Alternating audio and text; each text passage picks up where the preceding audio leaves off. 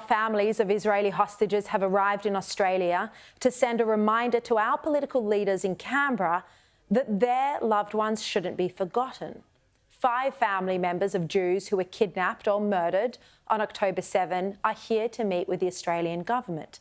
They held a press conference today where they spoke about this ongoing trauma. That's my brother, Amit Shani. He is 16. We have 2 more groups that been left that could be released. This morning I got the call. He's not on the list.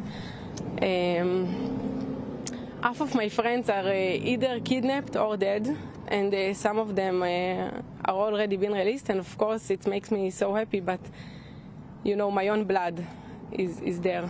His last word was, "I think I'm going to die. I don't have air."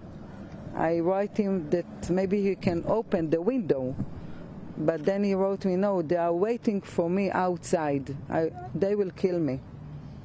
And from that moment until now, we don't know nothing about him.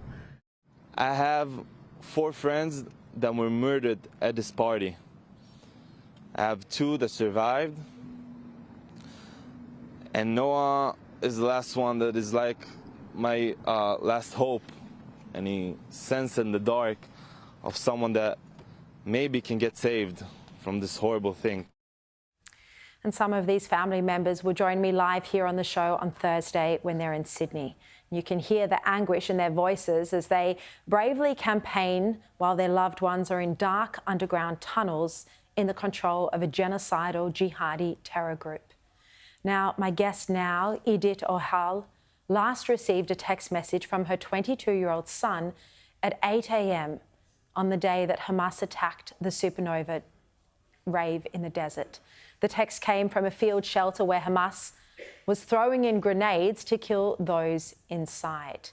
Let's bring in Idit now. Thank you so much for joining us for this interview. What did your son say to you the last time you had contact with him? So he sent me a message on WhatsApp saying that he's okay. He's in a bomb shelter, but he's fine. At this time when he was writing this message, they thought there was just rockets and they were trying to get, find shelter from their body from the rockets. They didn't think there were Hamas around. They didn't think there was going to be this terrible attack. Actually, the message got to me at 8:08 o'clock in the morning, but he sent it like around 7:50. Wi-Fi inside, inside the bomb cell. So when they took him, the Hamas took my son from the bomb shelter, grabbing him firmly and on the ground, his phone fell, and that's exactly the time where I got the message. So probably at 8:08, that's when he was taken from me, from the bomb shelter. Have you heard anything about the conditions he's being held in, how he's doing, where he is, which group he's being held captive with? Have you heard anything since then? No, I have not heard anything. Nobody tells me anything. We don't know anything. There's a footage of him being taken from Hamas. It's a terrible footage. We can actually see it's been like how they take him and grabbing him and grabbing him by his hair and pulling him up on the truck. He was taken from this bomb shelter where 2 of his friends were killed, murdered that day, and 1 friend survived to tell us about it. It's a terrible ordeal. Idit, your son is 22 years old, so that would mean he's not likely to be released in this current group. Is that right? Because Hamas has only agreed to the release of women and children, no men. But we still have hope. There's 1 man that was released. He's 26-year-old. Ronnie is his name, and he was released. He has a dual citizenship with Russia, My son has a dual relationship with Serbia.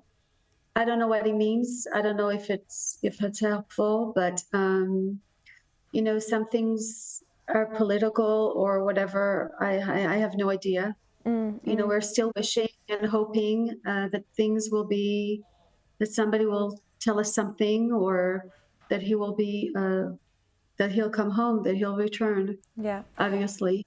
Idit, just finally, knowing your son as you do, and, you know, as mothers, all we want to do, our whole life's mission is to protect our children.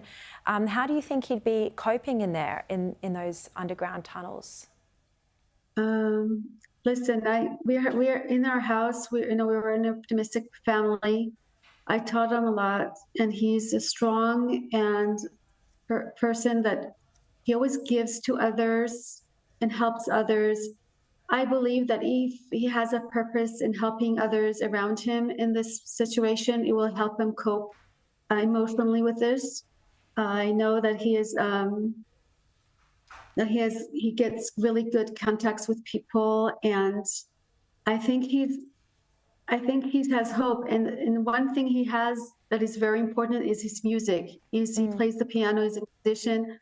So I'm thinking that maybe he's in his mind, he's thinking about this music, and maybe that will give him hope. The fact that he is like doing some, you know, in his mind, magic things. You know, that's the only thing I think is relevant for now. Is I believe that nobody can take you away from you what you have in your mind and what you're thinking.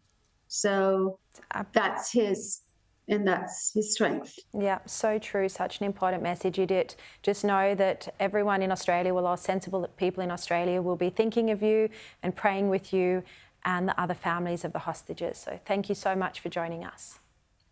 Thank you. Thank you very much for you. Thank you, Sharri. Thank you.